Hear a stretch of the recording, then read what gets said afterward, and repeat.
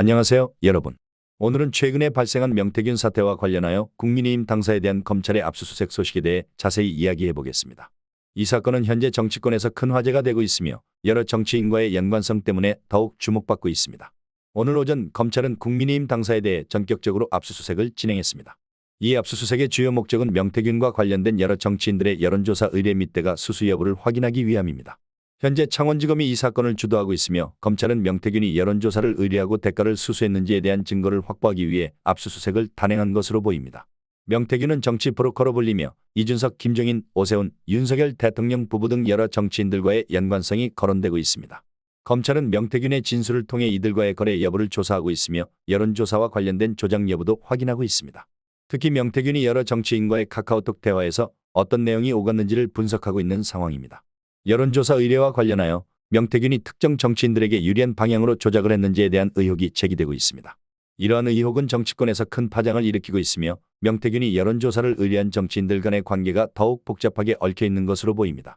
이번 압수수색의 배경에는 당원 게시판 문제가 커지고 있다는 점도 있습니다. 경찰은 관련 서버 보존을 요청했으며 6건의 고소고발이 접수된 상태입니다. 당원 게시판과 관련된 문제는 국민의힘 내부에서도 큰 논란이 되고 있으며 이로 인해 압수수색이 단순히 명태균 사안에 국한되지 않을 가능성이 있어 더욱 주목받고 있습니다. 당원 게시판과 관련하여 여러 건의 고소가 접수된 만큼 이 문제는 국민의힘 내부에서도 심각하게 다뤄져야 할 사안입니다. 검찰의 압수수색이 이 문제와 연결될 가능성이 높아 향후 정치적 파장이 클 것으로 예상됩니다. 야권에서는 명태균의 녹취록을 통해 추가적인 폭로가 이어지고 있습니다. 검찰이 명태균의 신병을 확보한 만큼 그가 어떤 내용을 진술할지가 중요한 상황입니다. 특히 야권에서는 명태균과 관련된 여러 정치인들의 비리를 폭로하며 공격하고 있습니다. 명태균이 정치 브로커로서 어떤 역할을 했는지에 대한 논의도 이어지고 있습니다. 그가 정치인들과의 관계에서 어떤 정보를 주고받았는지 그리고 그 관계가 현재의 정치 상황에 어떤 영향을 미치고 있는지가 중요한 포인트입니다. 국민의힘은 현재 내분과 여러 악재로 인해 어려운 상황에 처해 있습니다. 이재명의 사법 처리와 관련하여도 제대로 대응하지 못하고 있는 가운데 강희경의 폭로가 이러한 공작의 일환으로 보일 수 있습니다. 이러한 상황 속에서 국민의힘은 신속하고 효과적인 대응이 필요합니다.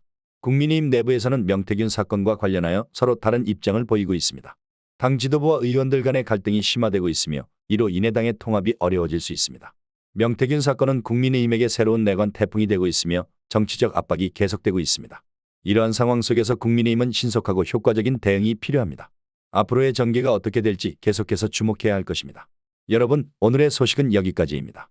이 사건에 대한 여러분의 생각은 어떤지 댓글로 남겨주세요.